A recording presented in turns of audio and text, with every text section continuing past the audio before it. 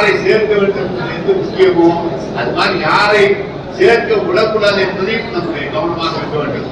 வடமாநில தொழிலாளர்களுக்கு அவருடைய கோட்டை முழுமையாக சேர்த்து விட்டோம்னால் அது சரியாக இருக்காது.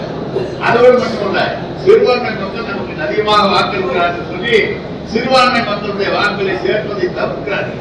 அதை நம்ம விடக்கூடாது. எல்லாம் எழுதி கொடுத்த உடனே அவங்க ஒரு வாரம் அந்த பசு பண்றாங்க. பசு பண்ணி எது நமக்கு குற்றம் இருக்கோ அந்த குற்றத்தை நாம் மறுபடியும் எடுத்து சொன்னோம்னா மறுபடியும் அந்த ஆராய்ச்சி போட்டு சேர்க்கக்கூடிய வாய்ப்பு இருக்கிறது.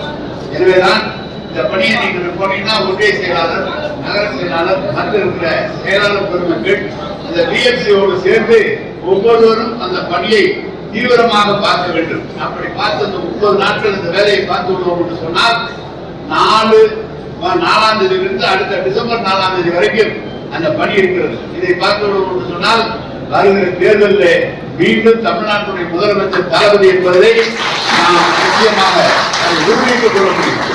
நம்முடைய நடும்போது ஏற்பாடு நம்ம பார்த்தோம்னா அறுக்கும்போது நமக்கு எதுவும் கிடைக்காது. இப்போது நம்முடைய பணி என்பது இந்த வாக்காளர்களை சரி செய்வதுதான் நம்முடைய பணி. எனவே இதை சரியாக செய்ய வேண்டும். யார் இருக்க வேண்டும் என்பது முக்கியமோ அதுபோல யார் இருக்கக்கூடாது என்பதும் நம்முடைய பணியாக இருக்க வேண்டும். பலர் எல்லாம் எதிர்கட்சியெல்லாம் சொல்றாங்க, பரிசம் சொல்றார் திமுக கூட்டணி உடஞ்சியோட வந்துருந்தார். நம்ம கூட்டணி ஒன்றும் உடையாது, அப்படியே இருக்கு. ஆனா அவங்களோட சேர்ந்தவங்க தான் ஒருத்தர வெளியே வந்துருக்காங்க.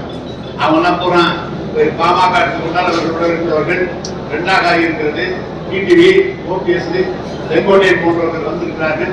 அவர்கள் இருக்கிற ஒரே நம்பிக்கை ஒன்றிய அரசு நமக்கு எல்லாம் செய்து என்ற நம்பிக்கையில் அவர் இருக்கிறார்கள்.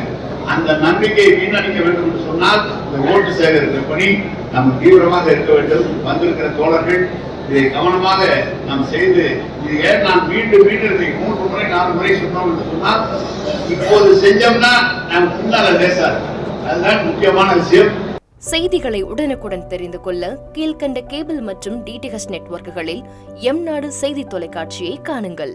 பாதகம் செய்பவரை கண்டால் நாம் பயம் கொள்ளலாகாது பாப்பா. மோதி மிதித்து விடு பாப்பா, அவர் முகத்தில் உமிழ்ந்து விடு பாப்பா. அண்மை செய்திகளை உடனுக்குடன் தெரிந்து கொள்ள இணைந்திருங்கள் எம்நாடு தொலைக்காட்சியுடன்.